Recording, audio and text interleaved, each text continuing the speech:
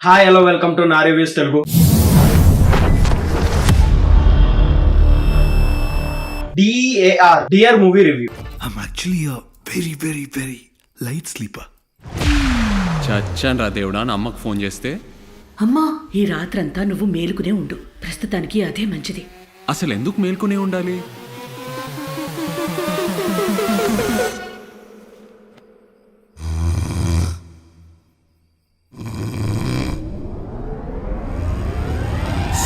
ఈ movie posters teasers release అయినప్పటి నుంచి ప్రతి చోట కంపారిజన్ అండి. ఇది ఆ సినిమాలో ఉంది, ఇది అదేనా, వచ్చిన సినిమాని మళ్ళీ జిగ్జాగ్ చేసి రిలీజ్ చేస్తున్నారా ఏంటి అని కంపేర్ చేసి అసలు ఎందుకు కంపేర్ చేస్తున్నారు?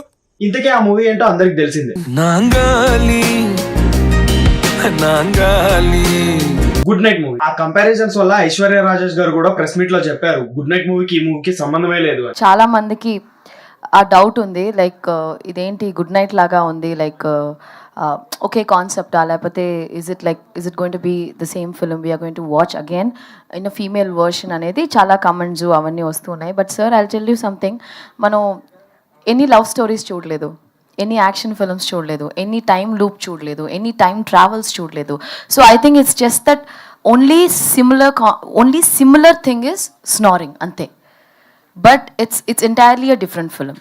ఇది చూసి అందరు ముందు ఇలానే చెప్తారులే అనుకున్నా. ఇంత ఘోరంగా కంపారిజన్ కి గురవడానికి కారణం రెండు మూవీస్ లో మెయిన్ కాన్ఫ్లిక్ట్ పాయింట్ స్నోరింగ్, గురక. అందుకే ఈ రేంజ్ కంపారిజన్స్ అయ్యాయి. మరి మూవీ కూడా యాజ్ ఇట్ ఈస్ ఉందా అంటే ఐశ్వర్య రాజేష్ గారు చెప్పినట్టు గుడ్ నైట్ మూవీకి ఈ మూవీకి అసలు సంబంధమే లేదండి. గుడ్ నైట్ మూవీకి ఈ మూవీకి నక్కకి నాగలోకానికి ఉన్నంత తేడా ఉంది. అది లవ్ స్టోరీ, ఇది టోటలీ ఏ ఫ్యామిలీ మూవీ. మూవీ టీజర్స్ లో ట్రైలర్స్ లో వాళ్ళు మెయిన్ గా హైలైట్ చేసిన పాయింట్ గురక అవ్వచ్చు, కానీ మూవీలో చూసుకుంటే అది చాలా చిన్న ప్రాబ్లమే.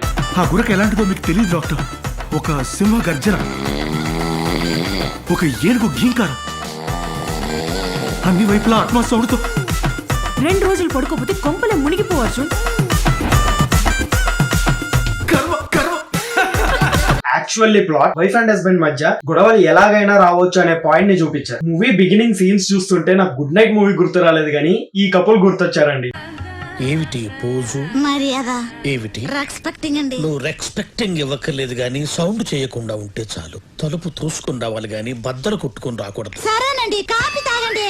కాఫీ తాగండి అనొచ్చుగా. ఈ సీన్ లో డిఫెక్ట్ ఎవరిలో అనిపించిందండి? హస్బెండ్ లోనే కదా. సేమ్ డియర్ మూవీలో కూడా హీరోకే డిఫెక్ట్ అని నాకు అనిపించింది. కారణం హీరోయిన్ కున్న గురక ప్రాబ్లం కంటే హీరోకి సౌండ్ పడదనే దాన్ని ఎక్కువ హైలైట్ చేసి చూపించారు మూవీలో. అది హీరో ఇంట్రో సీన్ తోటే మనకి క్లారిటీ వచ్చేస్తుంది. బట్ ఏ మాటకి ఆ మాట చెప్పుకోవాలండి, గుడ్ నైట్ టీం వాళ్ళు గురక ప్రాబ్లం ని చాలా బాగా ఎస్టాబ్లిష్ చేశారు. అంటే వీళ్ళు చేయలేదా అంటే మూవీలో ఆ ప్రాబ్లం చూపించిందే చాలా తక్కువ. ఆ చూపించినంత సేపు కూడా ఒక కమర్షియల్ ఫార్మాట్ లో ఫన్నీ వేలో చూపిస్తారు. బట్ మూవీ అయితే బాగుంది, బ్యాక్గ్రౌండ్ స్కోర్ కూడా చాలా బాగుంది, సాంగ్స్ కూడా బాగున్నాయి, బట్ లిరిక్స్ బాగాలేదు. ఈ మూవీ మొత్తం గురక అనే కాన్ఫ్లిక్ట్ మీద అయితే పోదు. గుడ్ నైట్ మూవీకి ఈ మూవీకి సంబంధం లేదు, బట్ ఫ్యామిలీస్ కి ఖచ్చితంగా నచ్చుతుంది. ఈ మూవీకి నేను ఇచ్చే రేటింగ్ 2.5. ఈ మూవీని థియేటర్ లో చూడొచ్చా అంటే వద్దులేండి, వెయిట్ చేయండి, కొన్ని రోజుల్లో ఓటీటీకి వచ్చేస్తుంది. ఏదో ఒక ఈవినింగ్ ఫ్యామిలీ అందరు ఇంట్లో కూర్చొని హ్యాపీగా ఒక మూవీ చూసుకుందాం అనుకుంటారు చూడండి, అలాంటి మూవీనే ఇది. వీలైతే అలా ప్లాన్ చేసుకోండి. ఒక గురకను కూడా భరించలేకపోతున్నావు.